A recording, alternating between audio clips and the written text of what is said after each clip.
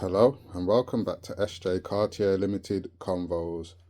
And today's going to be a quick one on the Netflix series I've been watching, and it's called Unlocked: A Jail Experiment, and it's this one. Don't know if anyone's aware of it or you've been watching it, but I do think it's worth a good watch. This is actually the second season and the second time that they have trialed this, and it's only in America at the moment, but I actually think it's an amazing idea. I actually think we have to congratulate the Americans for actually trialing this. And hopefully, I'm here now, hopefully, hoping to spread awareness to the UK. And possibly this could be something introduced or even trialed in the UK. So, what is this experiment?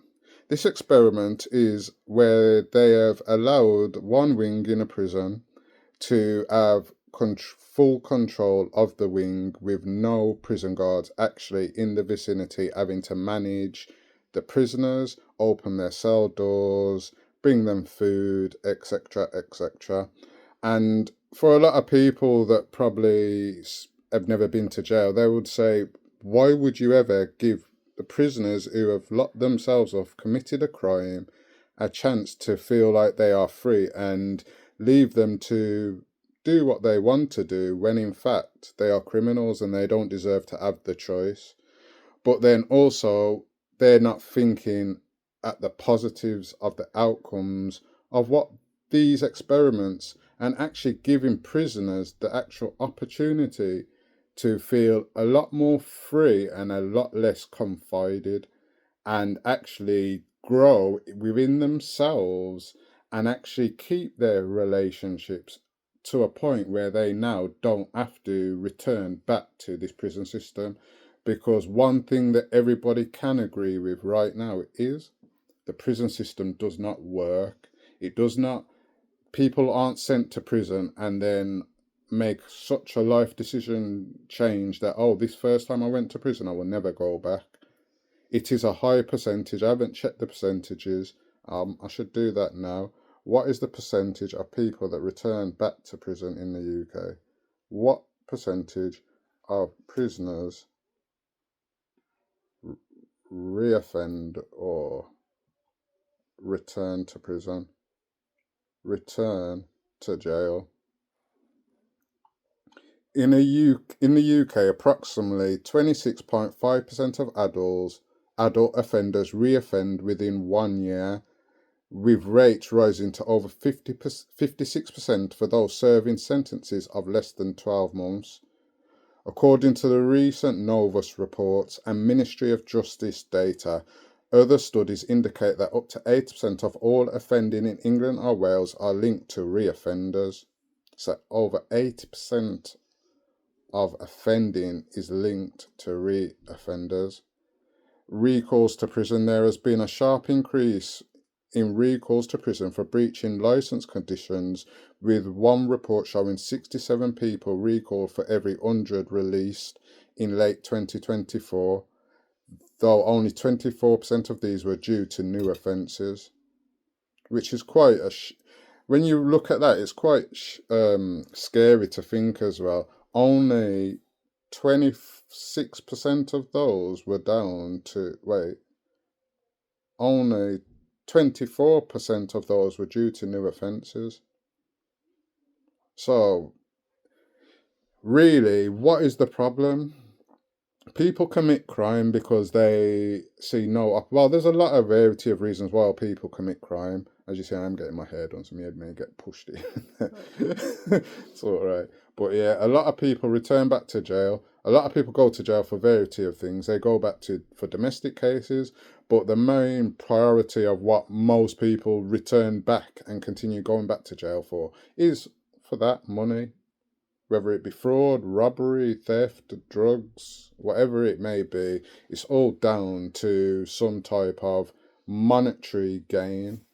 So when you think, what is the reason why a lot of these people that were doing illegal activities, making money, come out of jail and then have to do the same recurring things?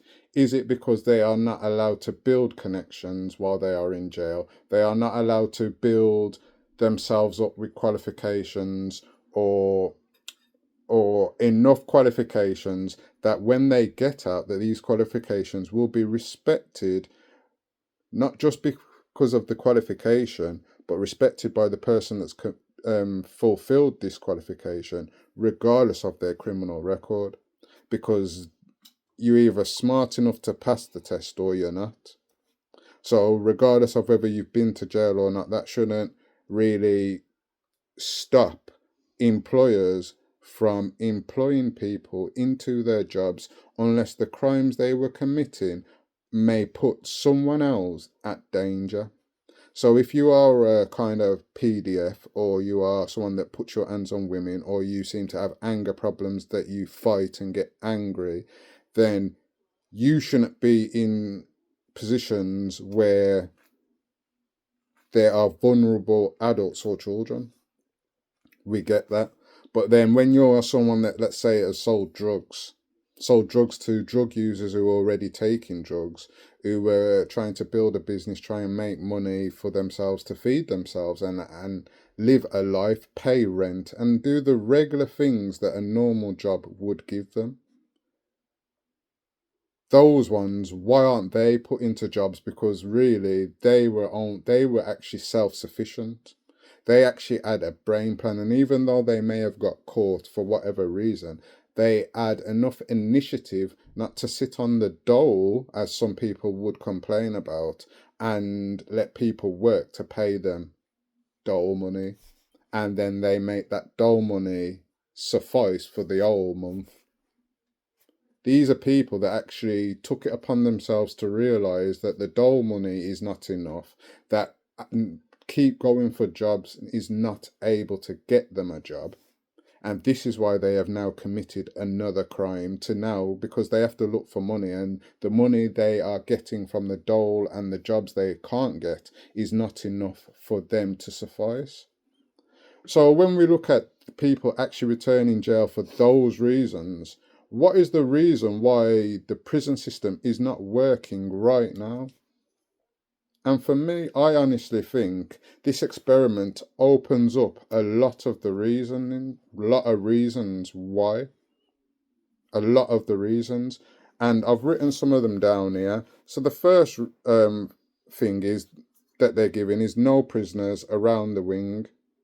No prisoners, so the cell doors are open 24/7. Prisoners can come out of their cell, go in their cell, go to the gym, do exercise when they please. Food was, at their original beginning, food was brought in for them at particular times, and it was just not served out by prison officers, it was served out by the prisoners. So it gave them a chance to feel not locked down. And something I wrote down here is, if you think, and not saying a prisoner is a rat, but think you see a rat every day. We're all scared of rats. But really, if we realise, we look at a rat, and when a rat sees us, it's more scared of us than we are of them. That's why a rat will flee. So you think about, you trap a rat in any type of area, what that rat would do. That rat will try to get out in whatever way it will. It will scratch, it will gnaw, it will dig, it will squeeze its bones, it will do anything. So imagine us as humans now, trapped in a box. What do you feel like you will do as someone that isn't normally acting erratic, isn't normally aggressive, isn't normally feeling on edge on a normal day-to-day basis when they're out of jail? Now they are in jail, and now they feel on edge. Now they feel someone's watching them. Now they feel someone is overpowering them. Now they are being talked to like they are a child, and it could be by someone that is younger than them. And it could be younger than them by like 30, 40 years, for example. How would you feel as an adult having a young child talk down to you? So the fact that the prison officers, and this is something I also realised from watching, we haven't actually finished the season yet. I think we're like 4 or 5 episodes in. But one thing I realised as well, if you watch the season, look at how the prison officers who come in act around the prisoners. Look how immature, how disrespectful they act, and look how they use that to antagonize prisoners. And then the prisoner will act up and act out of character, possibly. It's not out of character because it is them and this is how they acted, but it's out of character, out of ordinary line of things. It came from their attitude. It could be when you my partner's doing my hair. So do you remember when they came in and was it the woman and she said something about the ball and said, "Oh, this experiment will be over soon. Don't Yeah, worry." she did. That's very rude. Like, why do you care that this experiment should be over? And why? Because they're throwing a ball inside. They're having a bit of fun. Nothing was broken. Nothing was damaged. It wasn't even nothing that was like violent to anyone. No one was causing any real problem, really. Yes, we know the rules of no ball games inside, but these are adults. These are not children that need to be controlled in how to manage a game indoors. So, with that attitude of her coming in, that ended up with 2 prisoners being brought to segregation. Now, those prisoners on a normal day, it would be seen as that's their fault because they overacted. They used their mouth. They told her, put her in her position because they felt like they were spoke to in a way. Well, take that back. One of them spoke to them in a way because he felt he was being disrespected. And funnily enough, that day he had lost his grandparent, and I think so. Something. I think someone had died that day. Yes, He'd been on the upset, he was upset that day because someone had passed away or something had happened outside to one of his family members. So when he's throwing the ball, he's just having a bit of fun, and then this woman comes in with her attitude and be's very disrespectful. He's obviously not having a good day, so he's reacted and asked her why she's acting like that. Then she's carried on talking in her way. You have to watch it. I don't want to say too much of what really goes on. I want you to watch it and take a clear picture for yourself. But that attitude of that officer in their position of power caused an issue where he now is using his mouth, and now they think he's being violent, he's not following the rules of the experiment, and he has to go to segregation. Now obviously he has friends on this wing, and one of his friends was quite aggrieved with the fact that he has been taken now to segregation because of what he's just seen. So he now vocalizes his opinion, now is taken to segregation. Now think about this. If that officer, that prison officer, did not come in with a stinking attitude and just ask the lads to play quite fun and take it outside, not in a rude way, not arrogantly, not in a way where, oh, I'm authoritatively telling you what to do and you have to do it. That would not have reacted with those 2 young lads going down to segregation. And especially when you think about what the first one had gone through and why he reacted in that way. So that could be everyday life for some of us in jail. You could be just doing your time and suddenly an officer's telling you, do this, do that. And they're telling you from like you're a child. And you're thinking, I'm not going to do something stupid. I'm not doing something stupid. Who are you to tell me what to do? Causes an argument, turns into a fight, turns into now emotions against that officer and other officers who will talk like that in the future. So having no officers on the wing and allowing the prisoners to act as normal civilians actually stopped a load of a lot of conflict between prisoners and prison officers that wasn't needed. And yes, we can say the prisoners are at fault, because I'm going to say I was a prisoner and I can say at times I've been at fault and I deserve to get twisted up. Yeah.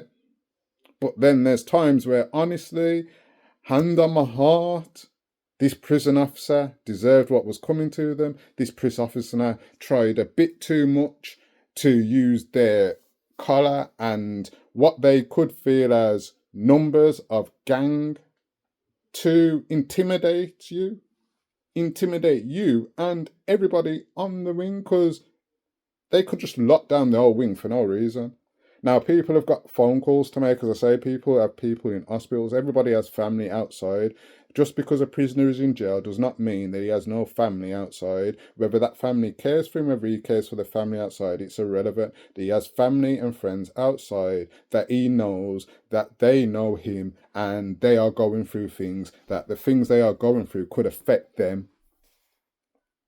So when we overstand this, it's overstanding every prisoner is still a human being with people that care for them. And no one should be taught to in any disrespectful way, because their punishment is not to be taught to in a way. Their punishment is to do the time and not do the time on road. So the freedom of being allowed to walk around the jail and be human beings like they are a Cat D prison. And this is what I'm trying to get at, like, for what I think for the UK, honestly. I really think the UK should have a lot more Cat D, Cat C prisons where prisoners are actually given a lot more freedom. And the reason I think it should be like that as well, and I will get to it nearer the end, but the main reason why I think it should be like that is honestly because I honestly think I've been to a lot of different prisons now around the country, and I am quite fully understanding that yes, in some prisons you can see that the officers do have full control of the prison or certain particular wings, but then in a high percentage of jails, honestly, the prisoners keep order on the wing. And if you lock up every prisoner, there's no way for this prisoner to get order to certain people. And some people may think, what are you on about here? And I'm going to show you what I mean. It goes over a lot of people's head, but as someone that's been to jail and someone that has been on the road, standing on the road, doing criminal behaviours and criminal activities, I'm telling you, as a legal man on the road and as a prisoner in jail, I have done more to protect regular people on the street than police officers seem to do in that situation there, because they weren't there. They weren't able to do anything. And then when I look at a lot of things, I say this to my partner here, and I honestly believe this, on the road, people that have come from the street lifestyle here, funny enough, I honestly think they have a lot more respect than some of the people in the legal lifestyle.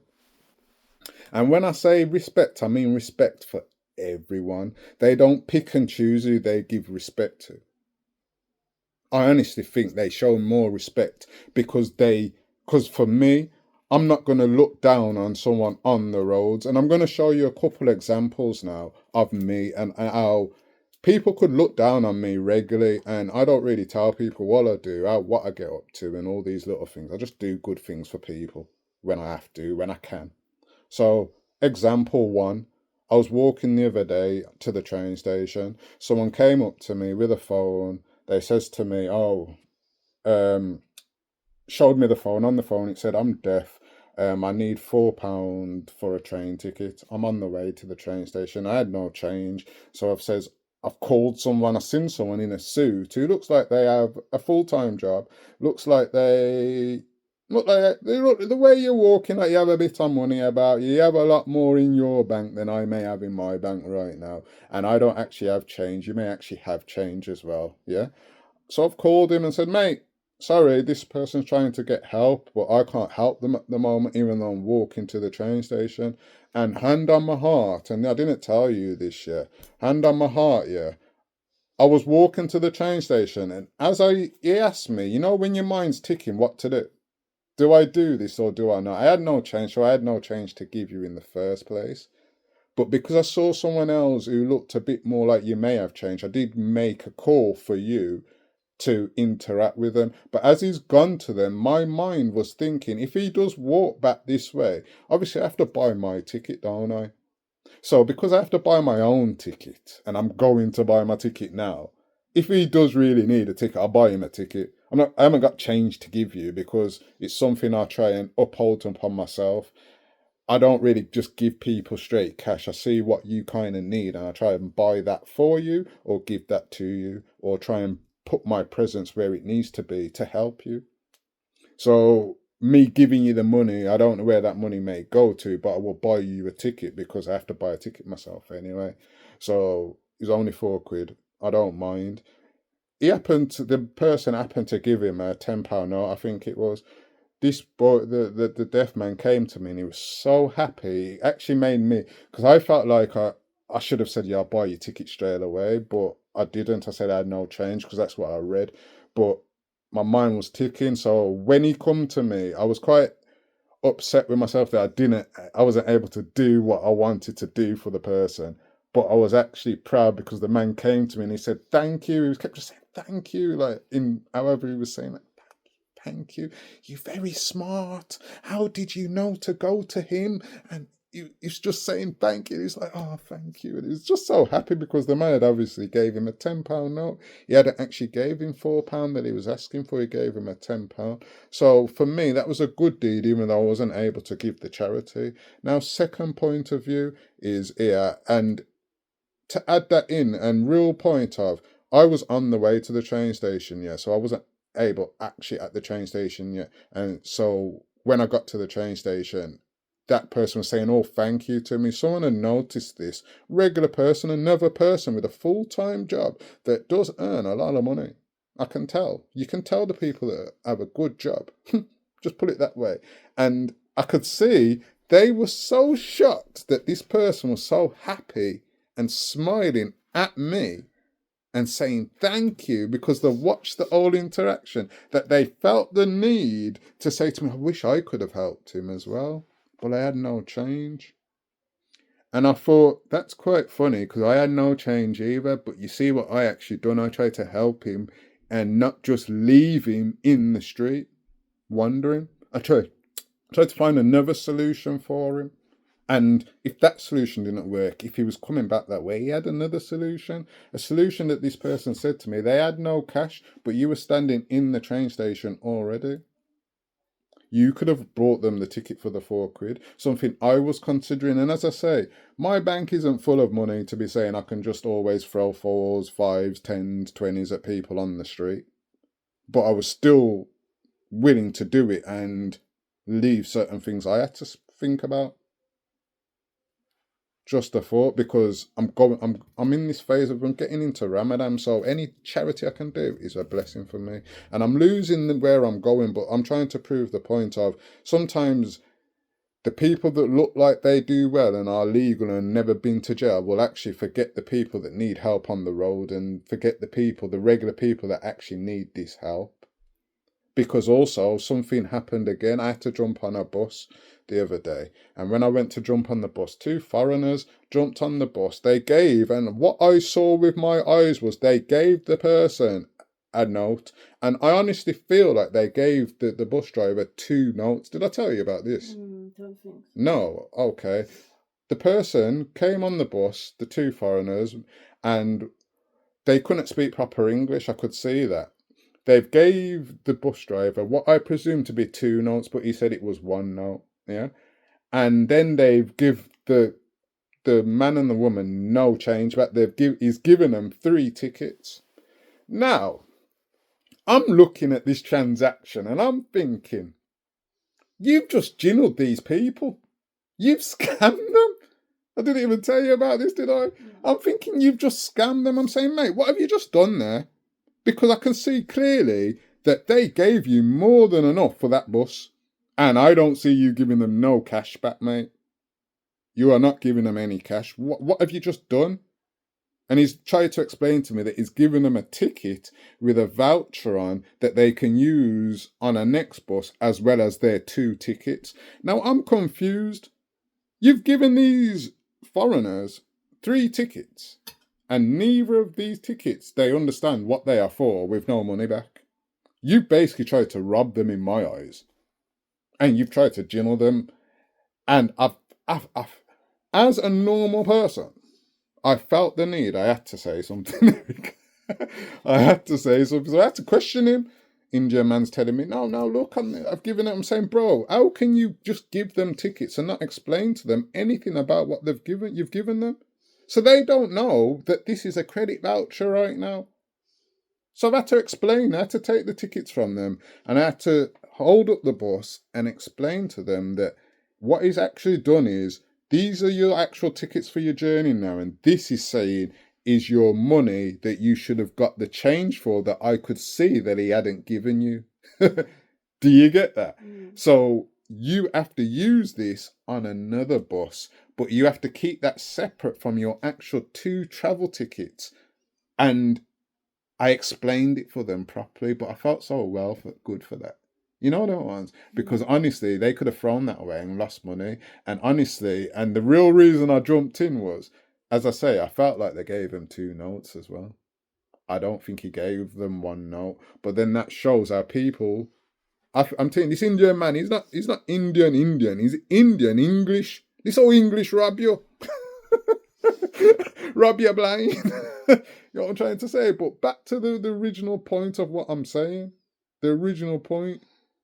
Some of us may have been criminals and some of us have come from jail and that, but we actually look out for the people that may not be able to look out for themselves, where the normal people will act like they do, but will walk past them, leave them, rob them blind. Now, these are the same situations in jail. Normal prisoners can actually take care of those weaker prisoners better than the prison officers actually can. They can make sure, and I'm talking for myself, you can make sure that people eat. You can make sure as a prisoner that prisoners can eat. How is that even possible? How are you as a prisoner having to feed other prisoners, and you have prison officers in the jail that are supposed to be able to do that? You're in a jail that's supposed to have the resources to help you, to feed. And how can meals come short? That's because prison officers are eating the food, because prison officers are not allowing prisoners to take full control. They're trying to control the prisoners in how to control the other prisoners, when in fact the prisoners can take full control. So when it comes to dinner, alhamdulillah, when it comes to dinner and things like that, and people getting canteens and canteens not coming, the prisoners are the ones that help out these other prisoners. When it comes to fights and people owing debts, there's other prisoners that will make sure that things don't happen. When it comes to people coming on the wing and they're under danger, prison officers will put those on the wing, where some prisoners will stop those prisoners from getting battered. So, the whole point of what I'm trying to get at with this point of having no prison officers on the wing, it doesn't just stop the antagonization of the prison officers, but it also allows the prisoners to grow a community where they learn how to take care of each other and everyone on that wing, because they are all in the same predicament. And that's something we actually saw there. And this is something I realized as well when I've watched this now. In America, jails are completely different to the UK. Like, yeah, people may say, oh, yeah, when you go to jail, you become Muslim, and oh, yeah, they've got Muslim gangs and all. Yeah, in some Cat A's, yeah, it does carry on like that. But honestly, in Cat B's, Cat C's, Cat D's, people just multiculturally chill with whoever they want to chill with. Some people don't chill with other races outside, so they prefer not to chill with other races outside. But there's people out there that just happen...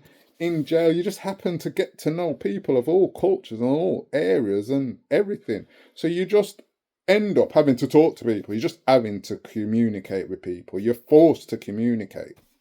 You're forced to get along, because there's no point arguing and fighting and killing each other in jail, because where's that going to end up?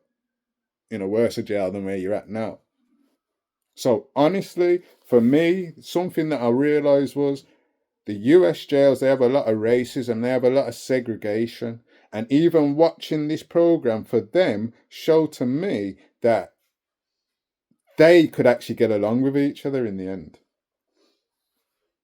Due to the fact that there's no prison officers feeling like they're restraining them. They don't feel like they have to stick to their cliques. They actually start trying to sort problems between each other. They actually start trying to look out for each other. They actually feel upset if one of them gets taken to segregation because they want everyone to be part of the experiment. Doesn't matter whether he was black, doesn't matter that he was white. Everybody was happy that these prisoners all came back to the experiment to trial it and be part of it. And it was quite beautiful to see the love between prisoners who on 2 weeks, a month ago, would not be talking to each other. Would be feeling, if this person looks at me, I've got a problem. Would feel like they control that bit, we control this bit, they control that bit. When in fact, no prison officers now, and they've actually become multicultural within that wing. And it came to a point where they even now allowed them to make free phone calls. Now everybody is encouraging everybody to get phone calls, encouraging people to speak to their kids and family. And it was so beautiful to watch. But then it's the hood. A lot of people that have never been to the ghetto or the hood will think there's no love or anything in the hood or the ghetto. I'm telling you, I see more people look after the strangers in the hood and the ghetto than I do in Wiltshire, now where I live. In the countryside, where people seem to have a lot more than other people in the ghettos, but they don't seem to care for other people around them. They're very ignorant of other people around them. And I've seen this many times. I've seen this. And I'm having to help. And I'm thinking, at times, I'm just happy to help because I know I'm Muslim. So the more I help, the more charity and zikr I do, whether it's costly or it's my time or whatever it is, I will help. Because I know in some way Allah will reward me for that and hopefully take away one of my bad deeds or something. I'll get my blessing anyway. I don't really care. But sometimes I actually look at it and think, wow, that was me doing that. But then there's people in better positions than me and better predicaments than me that just walk past that person or that wouldn't help that person or just ignored them. And that's the same thing, I think, with the prison system. The prisoners are the ones that will take care of the prisoners, not the prison officers. The prison officers will take care of trying to mess up the mental and the mindset of the prisoners and make them act, which may be in character or out of character.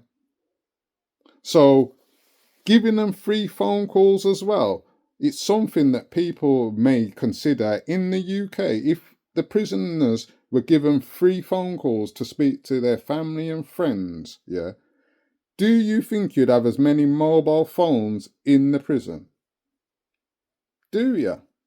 You were allowing prisoners to talk to their family and friends whenever they wanted for free. Yeah, for free. Because you make a lot of money from them in the warehouses anyway. They make how much things for you. They do how much things for you. Why not let them get those free phone calls? That experiment showed the governor of that prison or the sheriff of that prison showed that it's actually possible to give them free phone calls. So we know it's possible. We know it is. The money's there. But why aren't they doing it? Why do they not want prisoners to keep those connections? Why do they want prisoners to actually now try throw phones over the wall or bring phones in? And when you bring in a phone, who wants to bring a phone and no drugs? Now you've got a drug epidemic because you've allowed phones to come in. Just a thought. And that's all because somebody wants to speak to their family. They're saying, oh, you know what, I need to get a phone in because I can't speak to my family paying all this money. I can't even afford it. So I need a phone because then all I need is credit that will last for a month. And I can speak to my family. I can keep my family connections. I can possibly even keep my legal business running. Because there's a lot of people in jail I've met with legal businesses. and they can't manage them. Now their business is popping down because they're not able to contact their people. I've had men have to get on my phone to control their legal business because they're a legal person. And talking on the phones is not what they want to do on the recorded call. You done, baby girl? Yeah. Jazakallah. Well, yeah, and talking on the normal phones is not what they wanted to do. So having to talk on a mobile phone in private to sort out legal things is what they needed to do. So there's a lot of things in this experiment that when you look at it, the things they've done actually brought positives to the actual people, prisoners, and for possibly their family and friends outside who now can be relieved. There was one of them on there and he's finally got to talk to his daughter. He's got 3 daughters and one of them was born while he was in jail. She's like 3-4 years or something, and he'd never spoken to her. Never. She's never seen him. And that was the first time he got to speak to her because his family don't have money for him to phone his family weekly. So all he's got is letters every now and again. He was able to speak to his children, all 3 of his baby girls, on the phone and feel teary. And he tried to go back. And you know what was so beautiful about that moment when you watch that episode that I found beautiful? He come off that phone the first time after phoning many times trying to get through, couldn't get through. He come off the phone and you could see the emotion in him and you could see how he wanted to get back to his cell. And you know, one of his friends come up to him and said, "Mate, you got through? Oh, come here, mate. I'm happy for you. Come on." And I could see he wanted to tear up, but he couldn't tear up. He had to love the joy because he was shown so much respect there. And the brother was like, oh, he was so beautiful. Just think, those positive emotions of feeling good, like even that man there, all because he's spoken to his family, kept him from taking the drugs that were around him. All because he was able to speak to his family. Imagine that. It actually stopped him from taking the drugs when they were around, and he tried to prove for himself and for his family that he has changed and he's going to be a better man because he now can speak to his family. If he hadn't spoken to his kids, he may have been in there partying. Or maybe if the cameras weren't there, but let's not say too much. Let's just look at the positive. He kept away for his kids. So imagine how much beautiful things could come from this experiment in the UK, because this is something that I'm trying to really do this video for. It's really to make people understand, look at the experiment. It's working in America, and it's working in America where actually there's a lot more racial and segregational conflicts going on over there. And not only that, what they have to deal with is a lot tougher than what we actually have to deal with in our prison systems. So if we actually think about our prison systems and the capabilities that they're able to offer us in this, imagine how many people's lives they could change by actually not having officers there and actually having a lot more Cat D, Cat C, where you give prisoners the opportunity to grow up and not be immature prisoners, to actually become mature and grow themselves instead of not growing while they're in there because they're being treated like babies, kids or children. They're being told when to go to bed. They're being told when to go to school. They're told when to eat. They're told when they can speak to someone on the phone. These are things that children are told: when to go to bed, when to watch TV, what channels you can watch, what time you are allowed to eat your food, that you need to go to school today. These are things that kids are told. Why not give the adults the opportunity to make up their minds for themselves?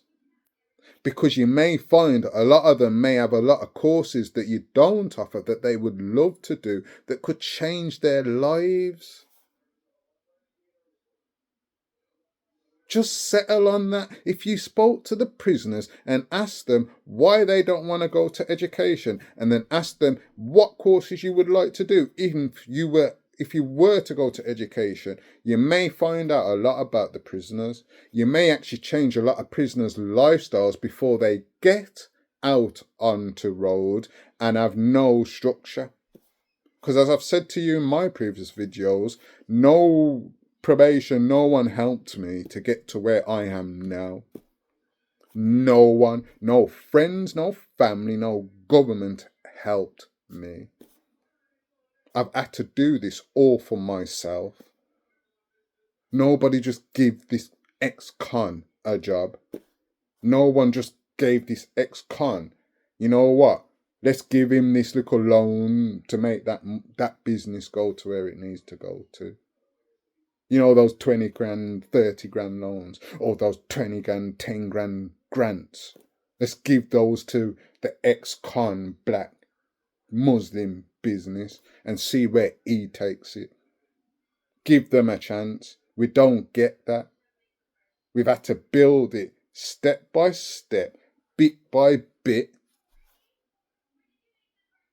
And that's me deciding for myself. I have to make my mindset change from allowing others to think for you. I never let people think for me in the first place, but I realized how a lot of my surroundings actually did equivalent to what I was doing. So being in prison and feeling confided and being told what to do, when I come out, I didn't want no one to tell me what to do. Because I've just been in there and I didn't allow them in there where they should be allowed to. I managed myself and I managed, even in jail, I didn't have people just sending me money like that. You think this is? People had my money and tell me it gone. Like, you know what I'm trying to say? So real life, like for me, I've had to build it for myself. My qualifications I've got pure qualifications that were already part of me, but do they matter when I've come out of here? No. It doesn't really matter. It doesn't really matter because I'm an ex-con. So when you overstand, a lot of this could be gained from inside. What are the troubles that are stopping prisoners from coming out and not changing their life? Maybe it's the fact that they're being constricted from the very start in the prison. Then when they come out, they feel like they were so restricted. They are now just free. They're just letting go and they don't want to be feeling restricted anymore. Even if those acts they are committing may make them. So if we can change how the prisoners feel about themselves in prison, we will change the amount of prisoners who come back to prison. And this is the main point of why Unlocked, a jail experiment on Netflix, is a beautiful program and a beautiful experiment for the UK, for USA, for prisons around the world. Loosen the restrictions, give prisoners the chance to be more mature for themselves, and you will learn that that maturity will continue when they come out of the prison, because they would have built mature relationships and had mature conversations. They would have been learnt about other people that they may not have learnt about, and learn how to work with these people from beforehand. So a lot of prisoners in this experiment may not have got to work with the black or the Mexican or the white, but now they're having to conversate and come to an agreement where instead of, oh, I don't like my man talking and telling me what to do, I understand. They come to the point of, I understand why he's talking, I understand what he's trying to do, and in fact, we actually want the same as you. I just don't like the fact that it's coming from you, but that shouldn't stop from what we want. And we want an easy life. Everybody wants an easy life. And that's the be-all and end-all of the experiment for me. It gives the prison officers an easier life, and it gives the prisoners an easier life, to the point now that prisoners can actually change their life. So free phone calls, allowing prisoners to monitor the food and share out the food equally, having no prison officer on the wing to intimidate or force rules that prisoners are already aware of. And the reason it worked, as I said, is because prisoners are actually human beings, and human beings know how to act, whether we act in the right way or not. And that works for prisoners, and that works for the prison officers, and that works for the prison system. So let me know, have you watched Jail Unlocked, a prison and experiment on Netflix? Do you think it could work in the UK? Because I think it could. Do you think prisoners deserve the opportunity to think for themselves? Because a lot of people that watch that probably don't, but think prisoners deserve the opportunity. Love to know your comments. So thank you to my likers, thank you to my subscribers, thank you for the commenters. And if you're new to the channel, subscribe, like, comment. Tell me how you really feel. And let's not focus on negativity. Let's focus on positivity. And when we focus on negativity, let's focus on the negative situations and how we can turn them positive. So jail is a negative situation for anybody. How can we make that situation a positive outcome and not just a complete negative stain on them from they in there to even when they leave? So thank you for joining SJ Cartier Limited Convos. As you see, I just got my cool hair done in the background. Oh man, first a cool look of it. But yeah, man, hope everybody enjoys their Sunday. And let me know what you really feel. Should prisoners be unlocked in the UK? I think so. Thank you for joining me. Have a good day.